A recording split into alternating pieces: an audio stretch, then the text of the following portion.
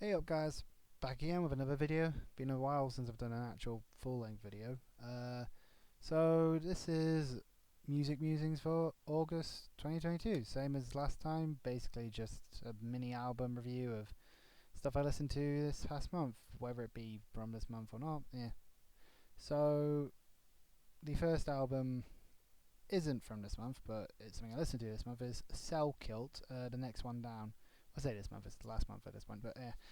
Um, so I saw these guys at Hellfest, and they were like the highlight of my Friday. I mentioned it in my first video, and that's a lot considering Nine Inch Nails were also on that day. And it's basically just a really fun folk Celtic punk record, and it's got way more English lyrics in it than I remember hearing at Hellfest, which makes me wonder how much I drunk during that set, which is typically a question you don't actually want the answer to. So next up is White Ward. The album is False Light. It's just a false light. Oh, whatever. I'm surprised how much I like this. I remember hearing Hellbent for Metal recommend this, and I wasn't sure I was going to be bothered because they like a lot of the heavier stuff, and even I have. Obviously, I like my heavy stuff, but even they have some stuff where I'm like, yeah, this just doesn't do anything for me. I kind of expected like a what I call a slow, ploddy, sludgy kind of thing, which isn't my kind of thing. But this was. It was way more of a mixed bag of yeah, you have your slower moments, but you have your faster moments too, and it's good. But the title track, I like it, but I feel like it should have just been split into like 3 songs because it kept getting to this point. It felt like it should be ending, but then it wasn't, and it was a bit like, did this need to be one long song? Just make it 3. That's just me though. Next is Amon Amarth, the Great Heathen Army. So I kind of expected to be disappointed with this one, but it was great. I think it was because Berserker I wasn't that keen on because it felt like it was that album, a band gets to that point where they've made loads of fast songs and they're starting to slow down and be a bit more mid-tempo, and I just find that less interesting. So sue me, I'm a basic bitch. But it's just normally I just find that less interesting when they slow down. But this was great, and I feel like they've managed to nail the slow tempo on these songs, and it feels like less just slow and stompy, for lack of a better word. And I love that vibe of it. And there are some more fast songs in it compared to the last one, which only had Skull and Hang. That was it. This has a few more, and I'm surprised just how much I liked it. And now I'm kind of bummed I can't see him next month because I don't think I can afford it at this point. Next up, I want to briefly shout out is Maddie Zahm. I'm probably saying it wrong. You Might Not Like Her is the EP title. I'm definitely going back to this. Musically, it wasn't much for me. It was nice, mellow pop, but lyrically is what I'm loving about this. This whole story, her life story of going from like a homophobic religious nutbag to openly queer, like that. That's a very classic queer storyline of not sorry, a life story of how oppressed and oppressing yourself, and then realizing, oh no, actually no, that's the opposite. And so yeah, I'm definitely interested to hear more of what she does in the future. So next up is Megan Thee Stallion's Traumazine. For an album as long as this, with 18 songs and nearly an hour long, it's not stuffed with filler like you'd expect. And for an album that long, there's not much I'd take off because normally most albums I listen to, almost every album I listen to, I'll just be like, you could take off 2 to 5 songs, and an album this length normally I look and be like, oh, you could cut off like half that and it'd be fine. But no, probably not that much off this I'd take off really, especially compared to something like say Demi Lovato's album from last year, Dancing with the Devil. That album did nothing for me because it was 19 minutes songs, and I was just like, you could take out like reduce it to like 8 or 9. And I would still happily see Megan Thee Stallion live. Probably couldn't afford it because she's going to be charging God knows how much. But yeah, but hey, if Megan ever wants to chat shit about anime and being a weeb, I'm down. Never gonna happen, but hey, maybe if I put it out there, it'll manifest into reality, right? Also, I didn't know she's bi, so yay, bi squad rise up. And I've actually did a degree in health administration on top of being one of the biggest artists in the world. It's just like, Fucking hell, fair play. I wish I had a drive and brains to juggle all that. And before any Demi Lovato fans give me shit, I'm going to talk about Demi's new album, Holy Fuck. Or Holy Fuck. Oh my god, I love that. This album. It reminds me of how back when she started, they, think they're happy using the she pronouns. Um, they were more pop rock. Um, like they were still a Disney teen popper, but it was more of the 2000s pop rock style. And oh fuck, it's so good to hear her go like full pop rock princess with this record. Like it does feel like a natural evolution of the sound from those first two albums. If like we went like on a detour for like the past 10 years, but this is so much more what I wanted after that last album. Like this is just like, oh my god, this is everything I would want to hear in a Demi record I didn't even know I wanted, but it's so damn good.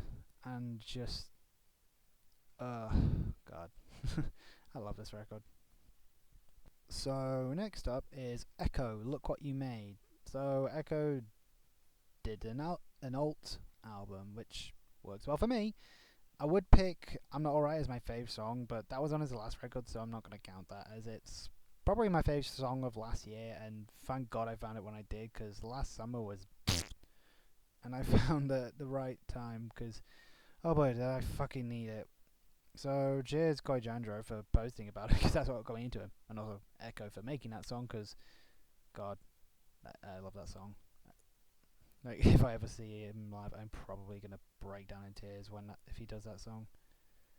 I feel like this album might get written off as emo rap, which I can see it as emo rap, but at the same time not. Like I don't really listen to much emo rap for me anyway, but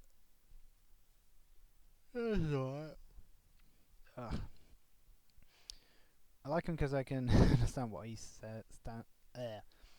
I like him because I can actually understand what he's saying, unlike most mumble rap, which is weird that this is how low the bar is for rap for me, but when did high standards ever get me anywhere other than lonely? Yay. I Can't Relate is probably my favourite in terms of lyrics, because, well, aside from I'm Not Alright, but because it summarises my issues with a lot of big rap and hip hop. So I was like, don't worry, I just said how much I like Megan Thee Stallion, and I like Cardi B and all that similar ilk, but a lot of them think about, sex and drugs and being super rich, and it doesn't interest me in the same way. It's kind of like old school hair metal. Well, that was just, well, that was slightly different than Megan and Cardi, but that was more, misogynistic, just sex and drugs, and like, I don't care about that. So that's kind of what I like about that song, because Ekoh basically says how I feel, and yeah, it's interesting hearing him do an album with like a specific theme musically compared to his others, because obviously everything else he's done, he's just kind of, I mean, it's not been a kind of he's just thrown everything together, but like there's not like a specific sound he's going for with the others that I've heard. But then again, I don't know much about hip hop anyway. So next up is Machine Head of Kingdom and Crown. I resisted listening to any of the singles because I heard my mate saying, "Oh, it's Machine Head doing an Attack on Titan / anime inspired album," and I was just like, "Yes, fucking please! This sounds like a dream for me. Anime and Machine Head, yes." So yes and no. He got inspiration from watching Attack on Titan with his kids, which is cool, and this album's just fucking great. That riff that kicks in on the opening track on Slaughter of the Martyr, I think it's called. Holy shit! Like, I mean, that kicks in like 2.5 minutes in. It's just like, oh my god. As everyone else, and like everyone else has been saying, it does feel like a return to form for them. Not that I didn't like Fast, I liked it, and I like what it was doing. But if you're looking for, say, classic Machine Head, then yeah, this is what to look for. This is what you'll get. And I wanted to find more to say about this, so I just looked up the wiki and got the description. So it's the band's first concept album of Kingdom and Crown is set in a futuristic wasteland and revolves around two characters, Ares and Eros, who both go on their own respective killing sprees following the death of their loved ones. And fucking hell, yeah, I can see that listening to this. Definitely gonna re-listen, because I don't I do read lyrics, but not as much as I used to. Like back when I used to buy physical CDs, I would really read all the lyrics and try and interpret them. These days, I just don't. But yeah. And speaking of, he said he wrote most of the lyrics at 3 a.m., which is honestly just a fucking mood. But I'm just happy to have a great Machine Head album. That's always a good thing. Plus, if I ever meet Rob Flynn now I know I can talk about him. I've talked to him about something other than just metal. I'll be like, hey, Attack on Titan, you like that? Can we talk about it? Mostly because I'm wondering if he knows anything about the manga ending, because lots of people have opinions, and oh boy, I just stay out of that altogether. So I'm flipping the last two around to end this on a bit of a better note, but next up, I'm talking about Blackbear in Loving Memories. So technically, I listened to this in September, but yeah, I downloaded it the night before, and it's an August release, so I'm just gonna count it because whatever. And I'm cynical listening to this. It's clear he's in the cult of Machine Gun Kelly and Travis Barker. Remember when Travis was the quiet member of Blink-182? That's what the days. And it's just, to me, it's just rehashing what they've done with nothing really to distinguish it from them. Like, I haven't listened to much Machine Gun Kelly, I'll admit. I've heard some and listened to Modson and Swayco and a new Avril, and it's clearly all from the same ilk, but Avril at least did put her own take on it. Very much so. And it's not bad. I don't hate it. It's just I don't find it interesting or adding anything new to this sound that these other guys have been making. And it's like if I hadn't heard the other stuff, I probably would be fine with this, but I just don't care. And lastly, Heilung Drift. Probably saying that wrong. I'm not sure where to place this album. It's actually kind of disturbing. Like, genuinely creeped me out, which is a bizarre compliment to make for an album, but that's how I found it. I think it's because I was reading Walking in Two Worlds and I was getting to like the climax of the story and all this, the darkest hour before that and all that while listening to this, so it probably felt very thematically appropriate for what was happening. And I remember seeing him at Hellfest this year and thinking this was possibly the weirdest thing I'd ever seen. It was just full blown, like, felt like I was watching a pagan initiation ritual. Which again doesn't sound like a compliment, but it is. It was a weird one, but I liked it. Yeah, so out of everything, it's actually been a really damn good month for music. And this is all the stuff I bothered reviewing. The rest I didn't put in. It's hard for me to pick a favourite, really. For me, it's probably... Oh, God. I think favourites will be Amon Amarth, Megan Thee Stallion, Demi, Ekoh, and Machine Head. I think it's probably like a three-way tie right now between Machine Head, Ekoh, and Demi. I think... I don't know. I think I'll just see where they all end up at the end of the year. So, yeah. What were your favourite releases from August, or what you've listened to? Let me know in the comments. Bye.